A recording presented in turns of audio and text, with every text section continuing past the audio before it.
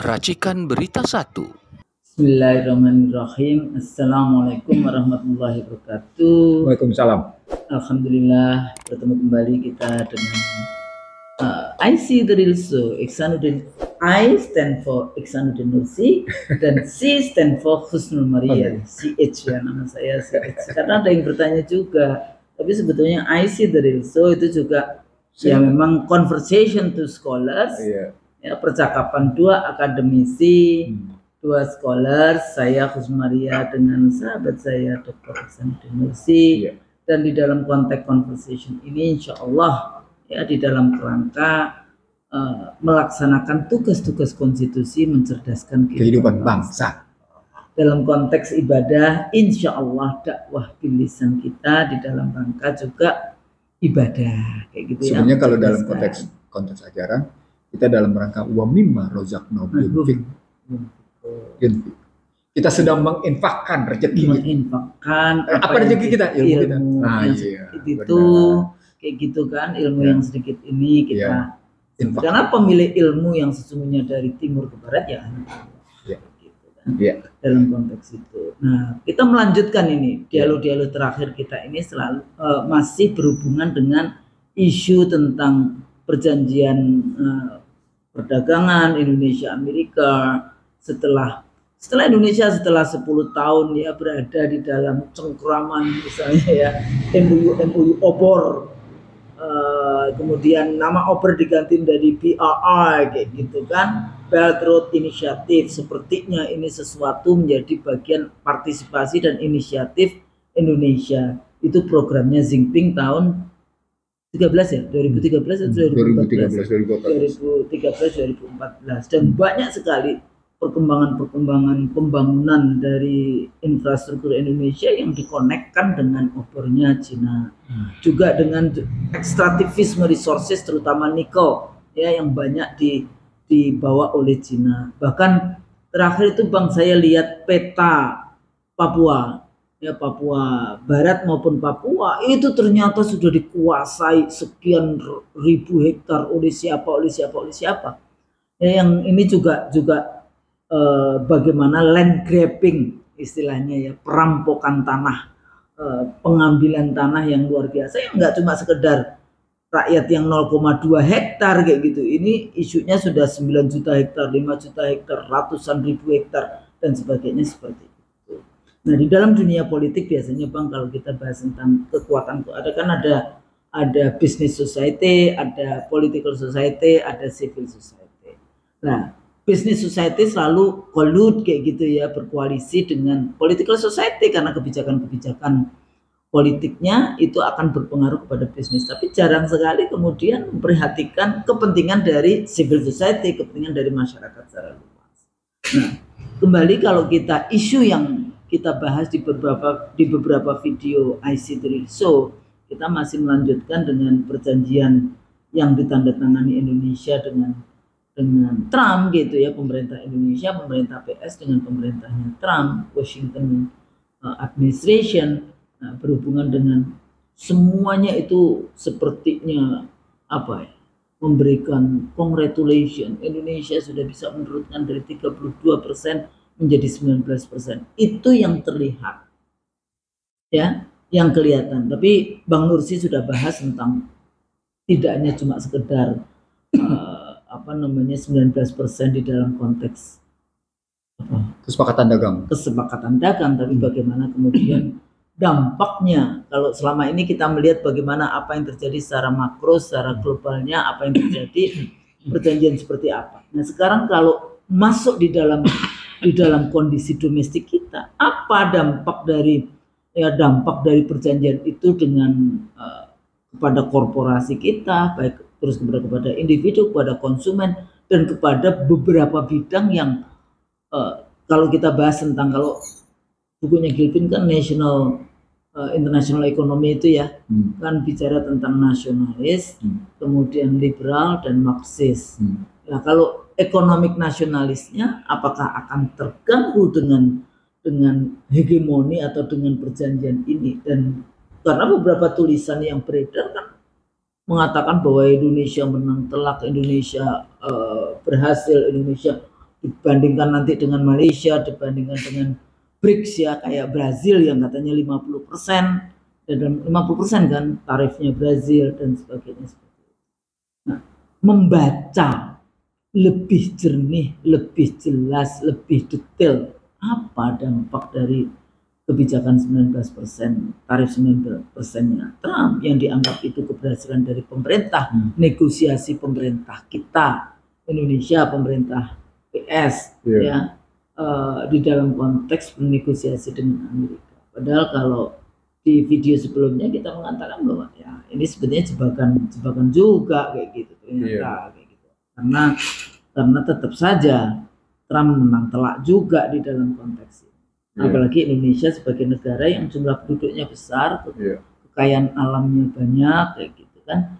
Itu juga menjadi tempat pembuangan produk-produk, ya bukan jangan pembuangan, pasar dari produk-produk Amerika yang kemudian tanpa kena tarif, tanpa kemudian kena apa yang sebelumnya kita bahas, label-label halal dan sebagainya. Nah, melihat kira-kira dampak ke depannya ini, nggak usah jauh-jauh di 2029, tapi jadi short term, dampak short term itu apa? Dalam konteks itu mid term dan kemudian nanti long termnya seperti apa? Karena Amerika kan 4 tahun Presiden Trump, saya yakin nanti juga Trump udah susah juga untuk bisa jadi presiden dengan segala macam persoalan yang ada. Nah, membaca seperti ini kita mulai dari mana nih Bang? Yang pertama, korporasi dulu. Kita ngeliat dulu, jadi kan ada energi, kita mungkin dari bidang kali. Kita dekati dulu dengan logika konstitusional. Oke. Lalu konstitusional dulu ya. Lalu kemudian kita masuk ke logika teknokratik. Logika teknokratik nanti masuk ke bidang-bidang. Masuk ke bidang-bidang di situ. Setelah logika teknokratik baru kita ngukur untung rugi di situ. Jadi ada tiga indikatornya kita pakai. Logika konstitusionalnya adalah kita mestinya tetap didasarkan atas fondasi, visi dan misi. Ya. Untuk apa kita bernegara? Jadi nggak bisa kita abaikan logika konstitusional. Ya, kita mesti harus baca ini juga selalu. Politisi itu wajib ain hukumnya membaca konstitusi. Iya, jadi kita nggak bisa cuma sekedar melihat berdasarkan kondisi logika teknokratik. Jadi mesti mereka itu ya misalnya ya perdebatan di Amerika aja juga selalu membahas tentang amanat konstitusi itu apa? Pasal-pasal konstitusi itu apa? Kita kok kayaknya jarang ya?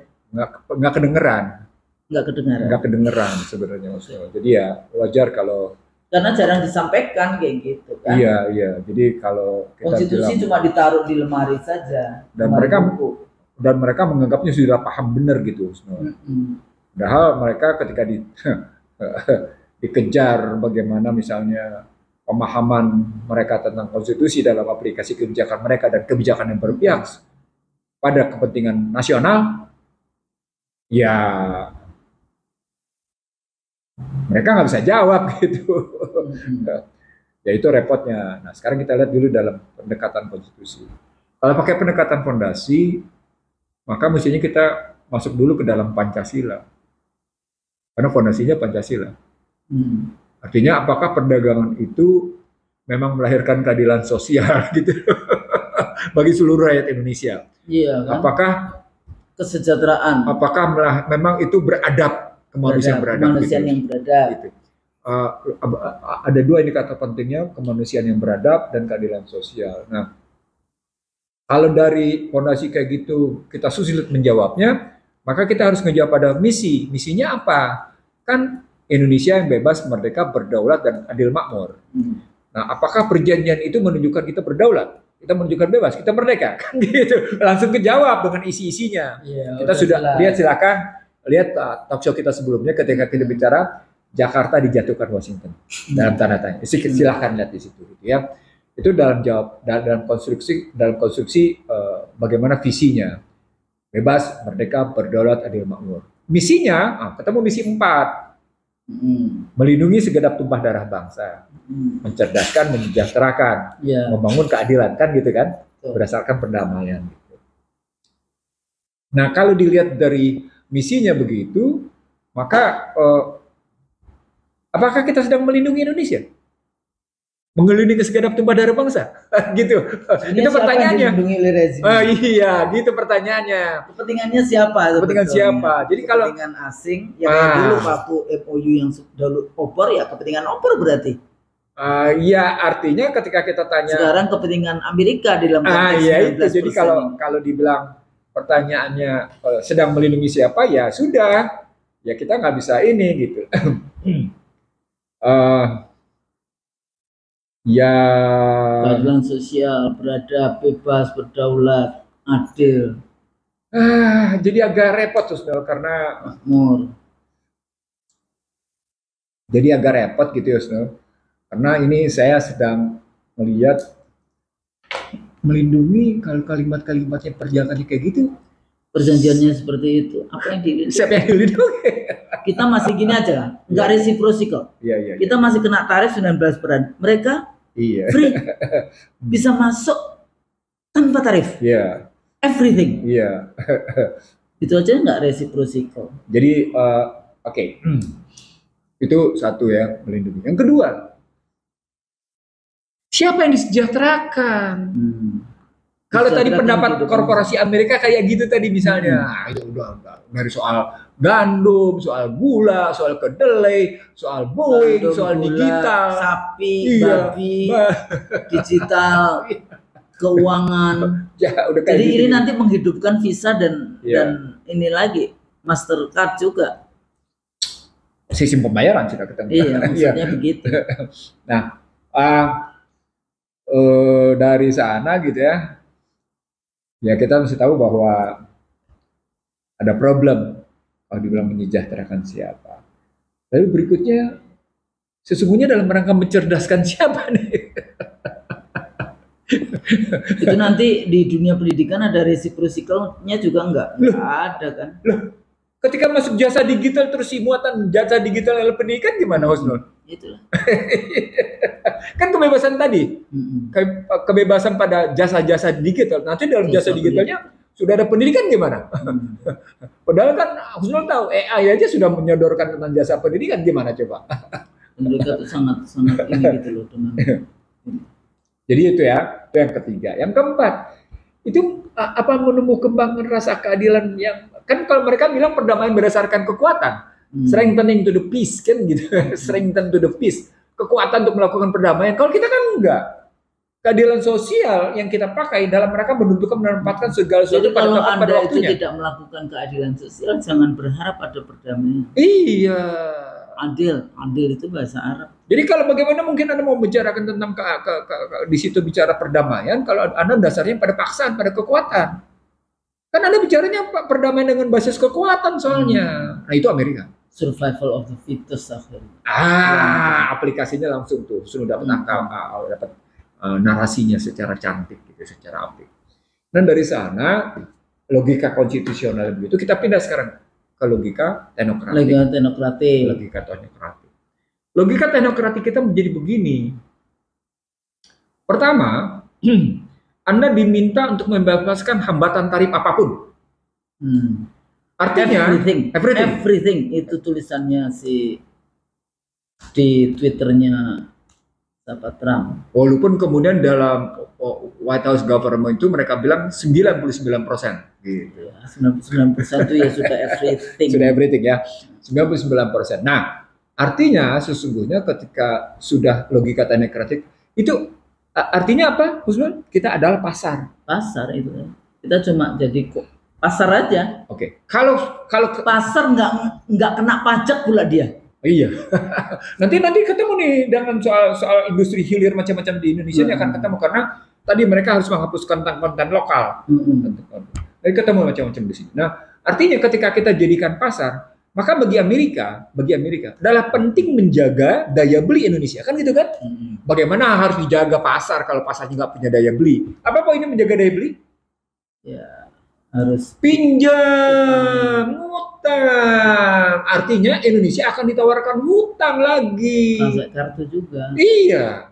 Jadi Ini Bang, ya, waktu saya ke Amerika pertama kali dulu ya, tahun berapa tuh ya? 90, 97. Atau sebelumnya saya udah ke sana. Tapi waktu itu saya sudah punya kartu kredit. Jadi waktu saya pergi ke salah satu restoran untuk beli kopi kayak gitu ya, saya kasih ini uang $100, nggak mau loh. $20 dia bilang paling kecil $20. Tapi ya udah kalau pakai itu visa bisa nggak? Bisa. Ya udah visa ditempelkan kayak gitu, nggak pakai tanda tangan, nggak pakai apa-apa, cuma ditempel kayak gitu aja. Artinya hidup mereka ya dari utang. kan memang masyarakat berutang. Amerika kan memang masyarakat berutang. Disebut dengan mortgage society. Mortgage. Rumah, kesehatan, Iya. pendidikan, semuanya utang. Iya. Bahkan Mortgage. bahkan untuk mendapatkan kuliah S3 pun begitu, Husnu. Iya, pendidikan. Iya. Jadi pendidikan, kemudian kesehatan, Iya. kemudian rumah. Rumah, iya. Mereka itu mortgage society. Nah, artinya hajat hidup orang banyak sudah jatuh secara komersial gitu loh, Husnu. Itu Jatuhnya. korporasi yang Korporasi dong, emang. Walaupun Amerika, namanya private lead public. iya, walaupun kemudian dalam persoalan pendidikan ada juga APBN mereka memberikan pinjaman. Oke, kita pindah sekarang. Ada cerita tentang tadi bagaimana kita dijadikan pasar dan kita nggak punya duit, maka kita diberikan pinjaman. Garis bawahi Husnul, kita tidak punya duit dikasih pinjaman. Iya, Untuk dolar. aja lah. Apa artinya? Anda membutuhkan dolar untuk membayar pinjaman. Nah, pertanyaan berikutnya, Siapa yang jualan dolar? siapa yang jualan dolar dan bagaimana Anda menciptakan dolar itu? Wah, disitulah yang tadi dalam Jakarta dijatuhkan Washington saya bilang, neraca dagang itu, trade account itu berhubungan dengan current account, neraca berjalan. Gitu loh.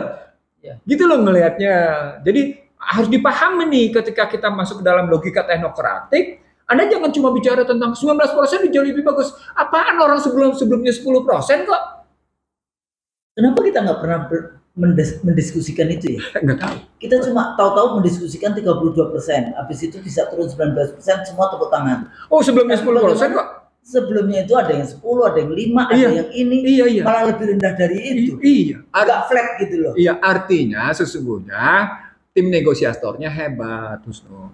Maksudnya hebat gitu. Sudah ya. Jadi tadi Gitu. dijadikan pasar, nggak punya duit diberikan pinjaman, begitu pinjaman harus bayar dalam bentuk dolar, dan ketika harus nggak punya dolar, Anda mesti menyerahkan apa? Menyamakan apa yang kita resources. Ketika dibilang sumber daya itu paling tidak mereka minta dua. Sumber daya mineral energi, dimintalah nikel, dimintalah yang namanya tembaga, dimintalah sumber daya buatan, dalam hal ini data. Asik kan? Asik kan? Jadi sudah ya, nggak apa-apa. Kadang-kadang saya bilang ya wes digoreng Amerika kayak gitu, tapi masih mengalahkan, tapi nggak bisa mengalahkan data yang dibawa oleh malaikat. dia sudah sampai pada posisi hopeless. Enggak, soalnya kita yang bikin database dulu itu setengah mati, nggak boleh ada orang asing satu pun di situ. Oke. Habis gitu oleh Depdagri di private, Kak. Maksudnya private yang megang, ya udah besar. Oke. Sekarang saya terusin lagi. Nikel tadi apa? Nikel, tembaga, dan data. Sumber daya buatan, data gitu ya. Sudah. Nah, itu ini relasi begitu gitu ya. Nah, sekarang logika teknokratik berikutnya, kalau begitu siapa yang untung? Siapa yang buntung? Siapa yang buntung? Kita yang Sudah pasti mereka yang untung, kita yang buntung. Kalau begitu sesungguhnya ketika pernyataan mereka yang untung, kita buntung, ini kan balik dalam pengertian who is the victory? Who is taking the ya Trump lah. Trump presiden. Tapi tadi tidak, masyarakat Amerikanya. Nah, di sini ketika dibilang masyarakat Amerikanya, korporasi Amerika. Okay. Related ke produk yang ada di dalam perjanjian itu. Oke. Dan itu makanya bisa dilihat. Please silakan buka whitehouse.government US gitu ya. Terus lihat komentar-komentar korporasi di sana. Anda bisa lihat sekarang itu. Nah, karena itu saya bilang begini Husnu jadinya. Suka ya kalau ada itu melihat komentar korporasi seperti apa kayak gitu ya. Iya. Sama, saya juga suka kayak gitu. Korporasi kadang-kadang sampai kurang ajar ini kayak gitu. Sudah ya. Mereka diuntungkan sih kan yang nulis lah Iya. kayak gitu kan. Iya. Terima kasih Trump. Ya kayak misalnya Tim Cook dari iPhone. Kan sekarang dia tepuk tangan nih setelah tidak mau investasi di Indonesia soal iPhone. Sekarang dia bilang dia punya kebebasan investasi dan hambatan digital sudah dihapus. Sudah, berarti Apple tepuk tangan. Tim Cook berarti tepuk tangan dong. Gitu misalnya contohnya. Oke, sekarang saya terusin Husnul. Cuman pakai Apple juga tuh. Iya, saya pakai Apple. Betul, pakai Apple. Tapi jangan salah. Ini Apple jelas. Tapi jangan salah. Bukan berarti saya ngedukung mereka. Karena mau tidak punya alternatif. Harus dikasih tahu. Kan? Iya. Kalau enggak kita pakai apa? Iya. Saya Lenovo nih. Amerika juga. Tapi sudah diambil Cina. Iya, sudah diambil Cina. Ini IBM kan dulu? Iya, IBM betul. Oke. Nah, sekarang kita terusin lagi Husnul. Berarti yang diekspor dari Indonesia ke Amerika adalah tadi sumber daya mineral strategis dan itu mereka menyebutnya critical mineral. Istilah mereka. Nah, critical mineral itu adalah nikel, tembaga dan lain-lain gitu. Kalau sudah nikel dan lain-lain, saya punya daftar nikel yang berhubungan dengan industri pertahanan mereka, Husnul, gitu. Iya kan, itu masuk di military industrial complex. Iya. Sumber dasar apa ya, kayak bahan dasar salah satu penting di dalam konteks military industrial complex. Iya. Nah, sekarang kita terusin lagi, Husnul. Sementara mereka punya kebebasan memasarkan tadi kita sudah tahu gandum, gula, jagung, ya, daging sapi, wah udah macam-macam. Termasuk mereka bebas memasarkan Boeing. Nah, langsung juga termasuk energi. Nah, itu berarti soal bagaimana produk Exxon dan Chevron gitu kan ke Indonesia. Yang kita memang kebutuhan kita sampai $1 juta. Blok cepu itu Exxon. Dan diminta Chevron total dibeli dari, jauh. bahkan diminta mengimpor LNG dari Amerika. Padahal ada salah satu mantan pejabat Pertamina mengatakan jangan pernah ngambil LNG dari Amerika. Dahsyat nggak? Ya, forget it. Saya ingin mengatakan begini. Ini apa cerita para pejabat Indonesia hebat banget ya. Hebat. Jadi sebetulnya ya itu yang power grabbing. Dia gunakan istilah power grabbing. Power grabbing isunya cuma gimana caranya mengeruk yang namanya sumber daya alam, kekayaan, tapi kemudian memanfaatkan kekuasaan itu untuk kepentingan dirinya. The point is not only the occupational. Gitu ya.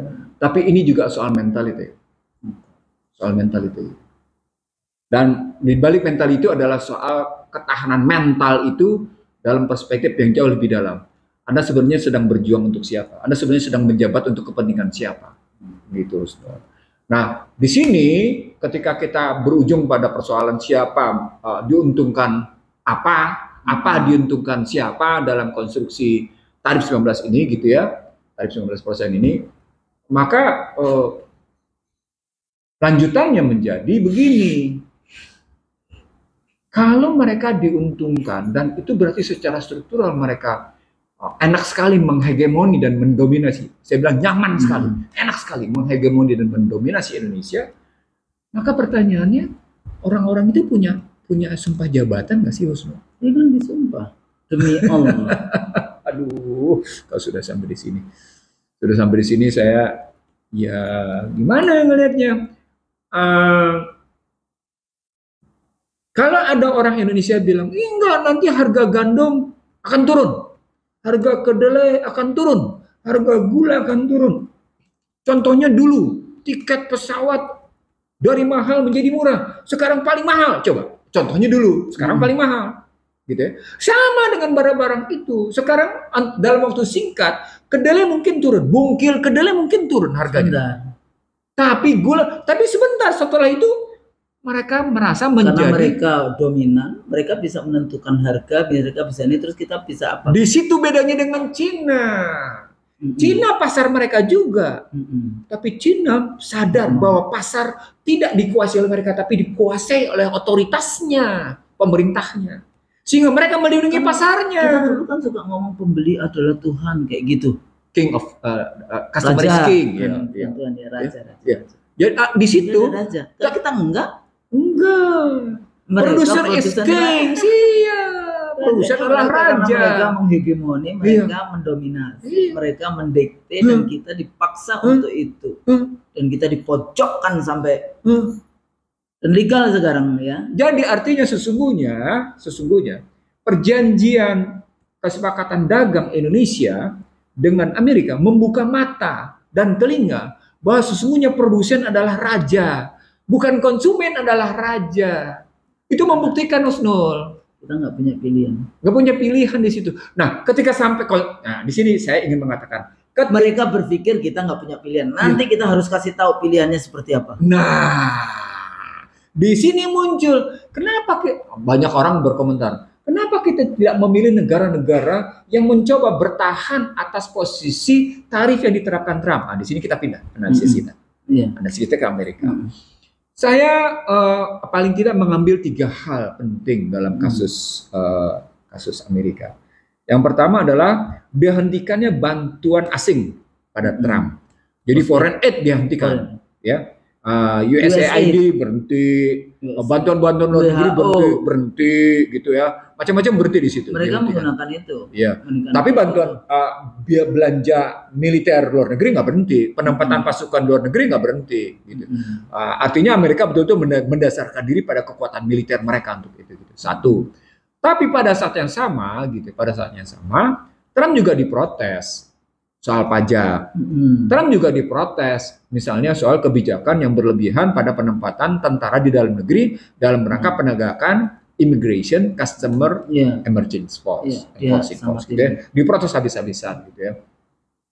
Saat yang sama, Trump juga diprotes oleh sejumlah korporasi dan termasuk oleh Federal Reserve bahwa kebijakan, nah ini menarik di sini, kebijakan tarif Trump itu akan meningkatkan inflasi dan membebani ekonomi. Maka ketika Trump kemarin mendapatkan vonis bahwa penyerapan lapangan kerja itu menurun habis-habisan, Trump marah kepada Biro Statistik.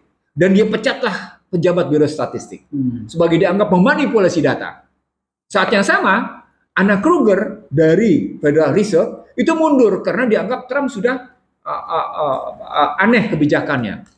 Dan Jeremy Powell juga sudah ditegasin macam-macam. Saatnya sama, Trump pun ribut dengan yang namanya salah seorang dari, saya lupa siapa namanya, dari Demokrat yang disebut dengan go to hell with your Democrat gitu, sampai kayak gitu kalimatnya gitu. Poinnya adalah ternyata sejak awal orang kalangan cerdas Amerika melihat kebijakan tarif Trump itu sesungguhnya tidak sedang menyehatkan Amerika. Kenapa? Kenapa? Itu karena bumerang reindustrialisasi yang ingin diupayakan Trump sebagai wujud MAGA itu tidak bisa diwujudkan dalam jangka pendek. Itu semua udah panjang. Sudah lewat. Kenapa? Karena pada saat yang sama seluruh industri manufaktur yang besar-besar di dunia sudah diambil oleh Cina. Maka pertanyaan besarnya, apa bukti? Di sini saya ngejar bukti, logika teknokratik. Apa bukti bahwa sesungguhnya kebijakan Trump tidak akan mendorong perbaikan ekonomi dalam negerinya? Nah, di sini kalimatnya. Ekspor hanya menyumbang 10% dari PDB. Ekspor Amerika. Gitu ya, di sini menarik. Amerika Serikat adalah eksportir terbesar ketiga di dunia. Ekspor utama AS meliputi pasokan industri 38%. Bayangin. Pasokan industri aja nya 38%, barang modal 29%, barang konsumen 14%, otomotif 8%, makanan, pakan, serta minuman 8%. Dan data sumber dari Trading Economic. Di sini ada lagi kalimat berikutnya. Perdagangan barang dan jasa komersial dunia pada tahun 2024 menjadi 32,2 triliun. Itu menurun dibanding 2023. Perdagangan barang naik 2%, sedangkan jasa tumbuh 10% melampaui pertumbuhan 2023. Apa artinya? Amerika tidak terlampau signifikan sesungguhnya dalam menguasai pangsa pasar dunia dalam industri manufaktur. Nah, di sini kelihatan gitu ya, bahwa sesungguhnya penguasa industri manufaktur adalah Cina. Maka disebutlah dalam berbagai kajian Amerika sendiri bahwa Cina adalah raja industri manufaktur dunia. Dan itu detail kita dari mulai bangun tidur sampai tidur lagi. Ketemuannya sama Cina. ketemunya produk Cina. Nah, artinya ketika Trump ingin melakukan reindustrialisasi manufaktur di Amerika dalam waktu singkat selama dia berkuasa, itu mustahil. Maka disebutlah oleh Meksiko, maka disebut oleh beberapa negara bahwa sesungguhnya kebijakan Trump yang menaikkan tarif itu tidak akan bisa bertahan lama karena akan meningkatkan yang namanya pengangguran, akan mempersoalkan beban ekonomi, naik inflasi. Dan di Indonesia sendiri, dampak balik dulu ke Indonesia, berarti menahan pertumbuhan, menahan laju investasi, menutup sejumlah korporasi, ujungnya apa, Usno?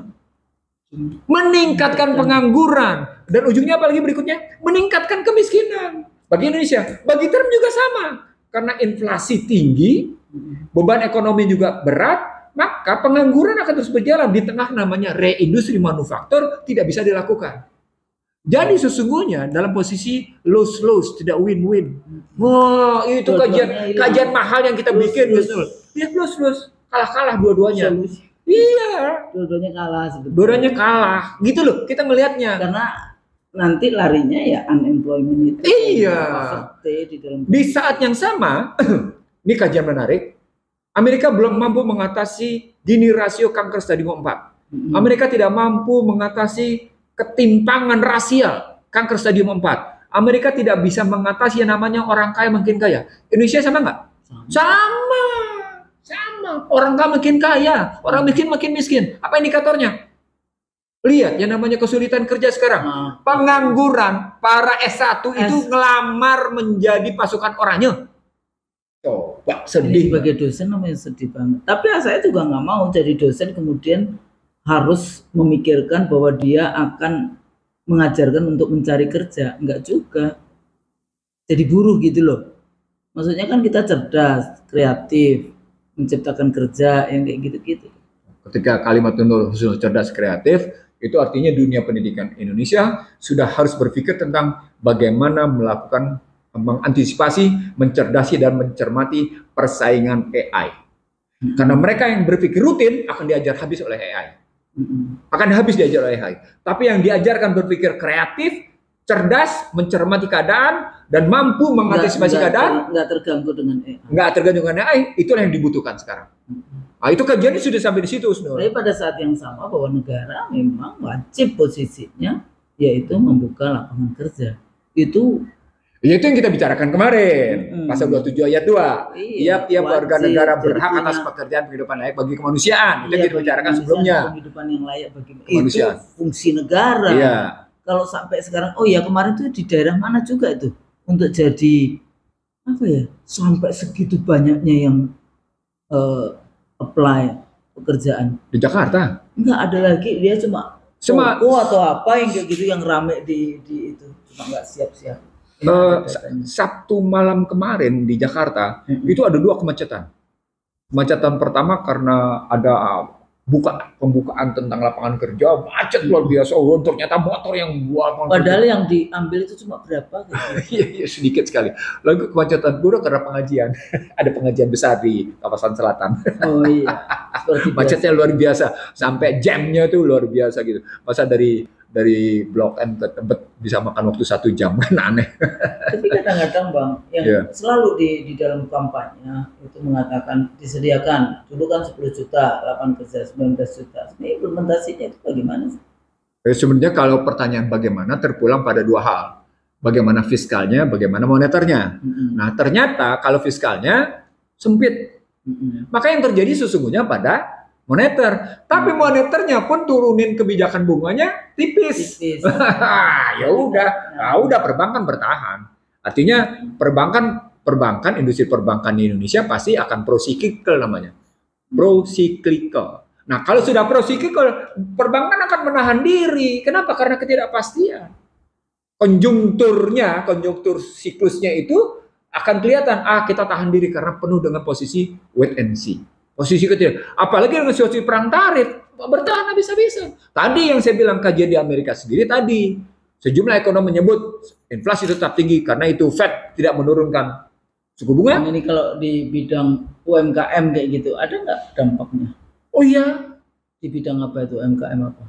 bidang UMKM paling tidak yang bisa bertahan cukup pada sektor makanan. Tapi ketika mereka tidak kekurangan kekurangan pembeli, mereka dagang apa? Apalagi sekarang model kemudian pasar online itu Tinggi. Udah kayak gimana juga susah. Mau food mau apa. Jadi artinya jangan pernah berpikir makro itu tidak terhubungkan dengan yang namanya mikro, gitu loh. Jadi artinya sektor realnya pasti kena. Itu artinya ketika tadi kita bilang tarif 19% akan mengakibatkan pertumbuhan menjadi 4,5%, akan menurunkan investasi, akan menurunkan konsumsi, dan begitu akan meningkatkan hutang. Ini makronya akan meningkatkan hutang, kan gitu ya. Jadi pertama tadi konsumsi akan menurun, investasi akan menurun, government spending juga terbatas, terseok-seok gitu ya, utang luar negeri akan naik.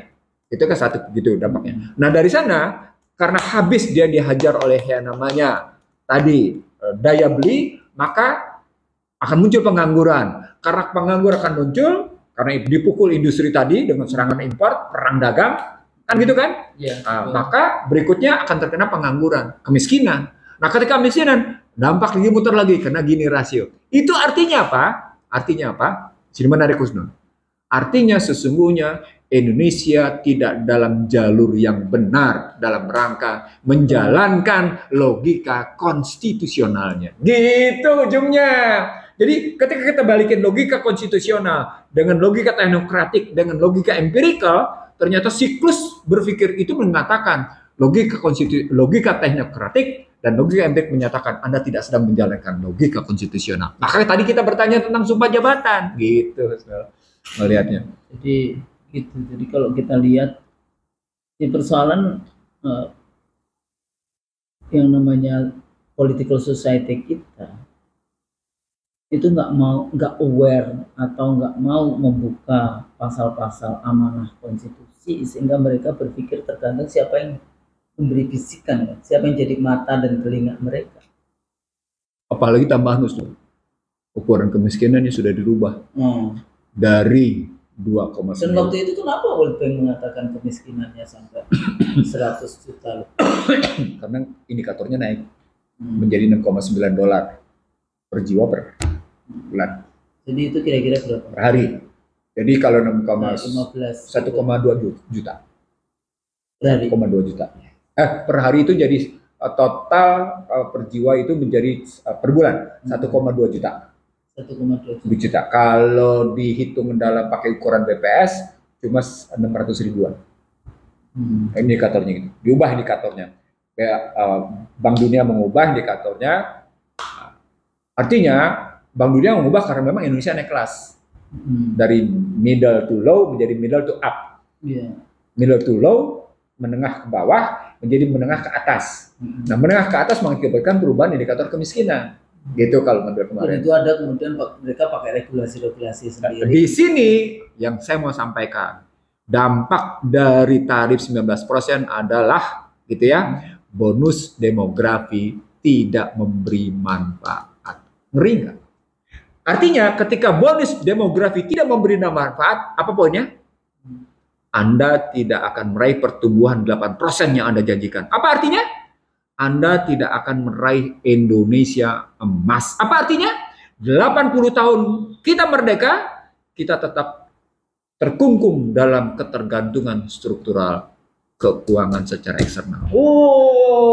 Dalam Husnul. Utang terus luar negeri. Iya, dalam Husnul. Utang terus luar negeri. Gitu cerita. Jadi 80 tahun kita ternyata kita sebetulnya kemampuan sumber daya alam, ya, jumlah manusia nomor 4 terbesar di dunia dan sebagainya yang kemudian kita persiapkan generasi emas, tapi kalau nggak dipersiapkan ya nggak jadi.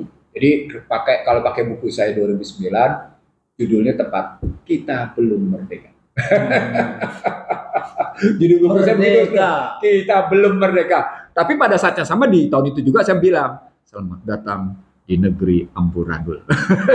yang saya bawa sampaikan di kuliahnya selamat datang di negeri amburadul, kita belum merdeka. Tambah lagi 2 buku, Bangsa Terbelah dan Prahara. Tambah lagi dengan ASEAN, siapa mengorbankan apa, siapa mengakibatkan timpang. Bang, ini baru kita dengan yang Amerika, padahal sebelumnya kita dengan Cina, kemudian nanti Rusia, kemudian kita di ASEAN sendiri, yang kita sebagai negara terbesar, tapi tetap saja kita juga dijadikan pasar kan, dengan MEA, masyarakat ekonomi ASEAN itu juga kita juga tidak diuntungkan dari perjanjian-perjanjian itu. Jadi sebetulnya cara berpikir para pejabat di dalam memutuskan kebijakannya itu sebetulnya apa? Ya pasar bebas. Sekarang mereka dibenturkan dengan pasar bebas, ternyata Selalu tidak bebas. No. Artinya sesungguhnya para pemikir pasar bebas itu sekarang sedang dipermalukan oleh Trump bahwa sesungguhnya bukan pasar bebas. Sementara Trump sendiri dia menggunakan nasionalis. Iya. Trump sedang menampar para pendukung pasar bebas. Trump menampar habis-habisan. Gitu, kalau keren. Trump menampar para pendukung pasar juga, bebas. Karena Trump sebenarnya pebisnis sendiri juga. Oh iya. Jadi dia sekarang kolut gitu, gimana caranya menguntungkan dia. Sebagai pebisnis wajar dong begitu berpikirnya. Dan mereka akan berpikir bagaimana menguntungkan Amerika dong. Ya, tapi walaupun kebijakannya dibilang salah gitu. Persoalan dengan para pebisnis yang berada di kekuasaan, dia mengakuisisi kekuasaan untuk kepentingan bisnisnya, bukan untuk kepentingan bangsa dan negara yang harus menjadi amanah yang diambil dalam sumpahnya itu persoalan. Nah, persoalannya di sini ketika masuk soal bisnis, ada orang yang membandingkan Trump dengan Elon Musk dan Trump dengan Obama. Menarik kok. Iya, apa itu? Nah, saya baca ini sebagai penutup dialog kita nih. Karena di belakang ini kan kita harus juga bicara yang intangible, yang tacit. Iya. Oke. Dia bilang begini, Musk berupaya untuk mengikuti Trump yang punya kekuasaan. Dari perspektif bisnis mereka sama katanya. Yeah. Mereka sama-sama punya duit, walaupun Musk lebih kaya. Elon Musk lebih kaya. Tapi dari segi kekuasaan, Musk ingin mengambil sedikit kekuasaan Trump yang ternyata tidak bisa dilakukan oleh Elon Musk. Kan dia akhirnya keluar. Peristiwa Elon Musk dengan Trump sesungguhnya terjadi juga antara Trump dengan Obama. Wah, menarik di sini, Osdo. Apa indikatornya? Trump mencoba mengambil nama baik Obama di panggung internasional katanya. Tapi Trump lupa bahwa Obama telah berhasil melakukan tampilan di Amerika yang jauh lebih soft gitu, jauh lebih diterima oleh moral global dibanding sikap Trump yang kehilangan dukungan moral global katanya. Maka yang lebih baik diterima adalah Obama daripada Trump. Menarik nggak perbandingannya, Saudara? Iya. Apa poinnya? Ketika diaplikasikan dalam perdagangan, maka sesungguhnya adalah soal tadi keadilan dalam perdagangan, tapi keluar teknis. Kalam jangan pernah bicara moral dalam ekonomi. Kacau. Itu siapa? Teorinya siapa? Keynesian. Oh, jadi the wealth of nation itu? Bukan, itu Adam Smith. Enggak, ini Keynesian. Liberal dong. Iya, John Maynard Keynes. Iya, memang itu. Jadi jangan pernah bicara. Jadi itu yang disebut oleh Khatib Basri sama saya. Jangan pernah bicara moral dong dalam ekonomi katanya. Nggak ada tuh urusan moral dalam ekonomi katanya. Tapi kali ini dibuktikan oleh Trump, dibuktikan oleh Obama. Di situ kelihatan Husnul. Jadi lagi-lagi Husnul ya. Nah itu kan mereka ya value, kalau kita kan mau apa saja harus ada morality. Makanya kita kaitkan tadi logika konstitusional, logika teknokratik, logika empirik yang kita mesti hadapi gitu loh. Logika teknokratik kan cuma logika rasional sebenarnya, data-data yang dianalisis secara rasional yang harus dibenturkan dengan empirikal harus dihadapkan pada logika konstitusional gitu ngelihatnya. Even rasional juga biasanya mestinya ideologis juga dong. Terkadang rasional totalnya adalah materialisme. Iya. Sekarang materialisme kayak apa? Kalau materialisme radikal, ya sudah materialisme radikal dan akhirnya kehilangan kemanusiaan. Itu yang sedang terjadi. Kalau dulu yang tadi itu cara bisnis dengan moralitas. Ya nggak bisa dong. Nggak ada barokahnya kayak gitu loh maksudnya. Lu kamu bisnis tanpa moralitas, nggak ada barokah, nggak enak juga kayak gitu. Mau untung apa? Semua jalan apapun itu ujungnya sama. Hasilnya sama. Jadi ngapain kemudian kita melakukan tanpa morality, tanpa etik kalau hasilnya kita tahu sama. Kan kayak gitu. Jadi lebih selamat kalau supaya barokah ya sudah kita mungkin agak sedikit ditekan oleh Amerika. That's your job. Anda dibayar menjadi presiden, menjadi menteri, menjadi anggota DPR untuk jangan kemudian menyerah, tapi untuk bertahan memperjuangkan kepentingan rakyat, bukan kemudian menyerah kepada. Sekarang saya tanya balik sama Osno, karena kita scholars gitu ya, kita bertanya, tamparan Trump ini memalukan nggak secara intelektual? Ya, bagi intelektual beo market fundamentalism, iya, market fundamentalism kalau pakai Stiglitz jadi bilang. kan mereka kan nggak peduli di dalam konteks itu, tapi bagi intelektual yang konstitusional, yang perhatikan kepentingan bangsa dan negara, ya ini sangat memalukan. Padahal malu itu penting loh, disuruh loh ya. Itu di dalam hadis arba'in itu salah satunya, malu itu sebagian dari iman loh. Iya, betul. Ya kalau nggak malu ya berarti intelektualitasnya tidak berbasis moral. Intelektualitasnya tidak berbasis moral. Saya ingin mengatakan begini, Usno. Kan kaum teknokratik ini merasa betul punya pikiran-pikiran maju ya. Dengan kekuatan analitikalnya, teknokratiknya. Dia lupa teknokratiknya harus berbasis norma juga. Nah, ketika norma dikejar, basisnya moral. Moralite. Yang paling tinggi itu moralite, ethics, baru nanti filsafat, baru pemikiran-pemikiran, baru kemudian publik. Kepentingan publik itu yang paling bawah. Tahu nggak, Usno, yang saya saksikan apa? Banyak teman-teman yang punya tadi logika teknokratik itu mendablak dengan cara berpikir teknokratik, seolah-olah dia tidak punya relasi signifikan, relevan dan signifikan dengan norma, dan seolah-olah norma tidak punya relasi signifikan dengan moral, dengan etika. Kan kacau. Artinya apa poinnya? Karena memang mereka penyanjung pasar bebas. Penyanjung itu tadi, intelektual beo yang sebetulnya ada juga disebut sebagai kayak bahasa ininya yang kita nggak suka juga sebenarnya, intellectual prostitute.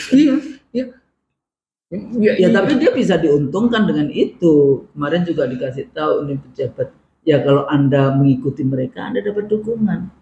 Kan kayak gitu kan. Emangnya pejabat-pejabat di Indonesia ini tidak mendapatkan cawe-cawe dari Doro bandarnya kayak gitu ya. Ketika IC di Rizal menyatakan bahwa Ukraina, Rusia adalah NATO melawan Rusia, dan kemudian menghasilkan pergeseran unipolar ke multipolar ke bilateral, dan kemudian dirumuskan sebagai berakhirnya era hyperglobalization yang kita sebut sebagai global disorder sejak beberapa tahun lalu, maka sesungguhnya pertarungan berpikirnya bukan cuma sekedar pertarungan kekuatan militer, kekuatan ekonomi.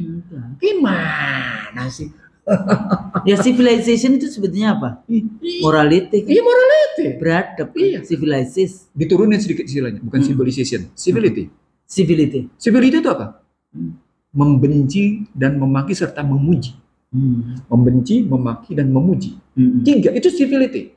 Mereka bilang this is the era of civility. Padahal dari civility itu part of civilization. Dan dalam situasi sekarang namanya, Masya Allah, ini dengan proxy war, dengan segala macam. Artinya begini, Usno, yang merisaukan ya. Ini sesungguhnya kalau ada orang yang pernah bilang 2030 Indonesia akan hancur, pecah. Kan ada udah pernah ngomong kayak gitu ya? Iya, ada. Ada ya? Ada ya? Ada. Baca Prahara Bangsa deh. Baca Prahara Bangsa aja. biar tahu, kita nggak menyebut siapa. Maka pertanyaan, tidakkah tadi degradasi moral intelektual di Indonesia mengarah ke sana, Usno? Karena moral intelektualnya melulu hanya material. Padahal kita pernah memunculkan kajian moral intelektual berbasis material itu pasti akan meluruhkan keluarga, meluruhkan negara. Itu loh kata kuncinya. Jadi kajian kita ini bukan kajian pendek, Usno, kajian panjang, Usno. Longitudinal. Ya, jadi bukan. Dan dia tetap dalam garisnya, tidak pernah keluar dari garisnya, Usno. Ada benang merah. Ya, jadi tapi ujung intinya ya morality itu, civilization, peradaban, morality. Di dalamnya ada keadilan. Jadi bahkan kita harus menjaga sumber daya alam, bukan dikeruk sekarang karena itu milik anak cucu kita, bukan milik kita saja. Ini lagi-lagi karena pejabat greedy. Ya, kalau sudah masuk dalam kata greedy, dia akan ketemu dengan ketidakjujuran, dia akan ketemu dengan namanya persepsi, fantasi. Jadi ini kata-kata kunci-kunci terus: keserakahan, ketidakjujuran, persepsi. Kata kunci berikutnya Husnul, terperangkap dalam jalan melingkar. Terperangkap dalam jalan melingkar. Apa poinnya? Sesungguhnya mereka bagian dari masalah dan mereka tidak pernah mampu menyelesaikan masalah. Jadi makanya kan vicious circle. Iya, vicious circle. Tapi kita pakai bahasa Indonesianya lingkaran setan. Lingkaran setan. Itu tadi terperangkap dalam jalan melingkar. Yang melingkar itu lingkaran setan. Iya, itu tadi. Dalam melingkar. Cuma kalau kita ngomong lingkaran setan nanti dibilang nyetan-nyetankan gitu. Tapi kita bahasa Inggris kan vicious circle. Nah, tapi penulis kayaknya bagus juga, perangkap jalan melingkar. Terperangkap dalam jalan melingkar. Saya kira gitu bahasanya kan lingkaran setan kayak gitu. Dalam bahasa Indonesia itu ya. Kalau dalam bahasa Inggrisnya vicious circle. Saya pikir luar biasa di dalam konteks ya. Kalau ditanya, jadi gimana emang doa itu menjadi sangat penting. Amin. Iya enggak? Iya. Jadi jangan Anda jadi pejabat, jadi rakyat, jadi konsumen. Doa itu menjadi sangat penting di dalam. Apa relasi dengan doa, Sunan? Ya, yang punya bumi dan seisinya ini kan ada yang punya. Kalau kita minta kepada yang punya, berdoa pada yang punya, yang tadi mau Trump ngomong apa, mau Xi Jinping mau itu istilahnya apa, ilah. Itu istilahnya ilah. Nanti ketemunya dengan Rob. Setelah itu istilahnya ketemunya dengan Malik. Ilah, Malik, Malik. Ketemunya gitu tuh tiga tuh. Ilah, Rob, Malik. Jadi kalau baca Al-Fatihah, baca An-Nas, baca Al-Falaq, baca Al-Ikhlas, itu pasti ketemunya tiga. Tapi yang seneng itu Al-Ikhlas, karena Al-Ikhlas itu surah yang semuanya itu Allah, milik Allah. Ilah gitu. Ilah. Ya kan? Iya. Saya pikir itu. Ini penting juga untuk. Iya. Nah, karena Ustaz tadi yang punya begitu. Jadi saya ingin merelasikan kayak gitu. Maksud saya jadi pejabat jangan takut pada Trump, jangan takut pada ini, tapi Anda itu punya amanah yang diberikan oleh rakyat. Anda laksanakan amanah itu sesuai dengan perjanjian sucinya yaitu konstitusi. Kalau konstitusinya ngaco-ngaco, kembalilah kepada konstitusi. Asli 1945. Karena ada aturan-aturan yang ada di negeri. Saya pikir itu. Bang. Terima kasih. Mudah-mudahan bermanfaat bagi pemirsa IC Terus. Ikuti terus conversation. Jangan salah Husnul. Kalau jangan lupa Husnul. Kalau kita salah, kita mohon maaf. Dan kalau benar itu hanya dari kehendak Allah semata. Jadi mohon dimaafkan kesalahan-kesalahan kami berdua. Amin. Kadang-kadang secara otomatis gitu ya nyeletuk kayak gitu yang itu mungkin tidak mengenakkan kalbu dari para pemirsa maupun siapapun. Tapi insya Allah niat kita untuk membagi ilmu, insya Allah mewakafkan ilmu kita, mudah-mudahan bermanfaat. Saya pikir itu. Sampai di sini, sampai ketemu lagi di IC Terus.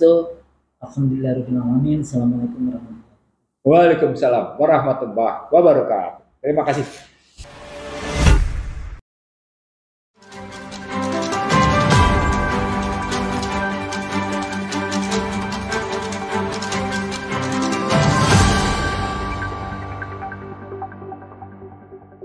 Racikan Berita 1.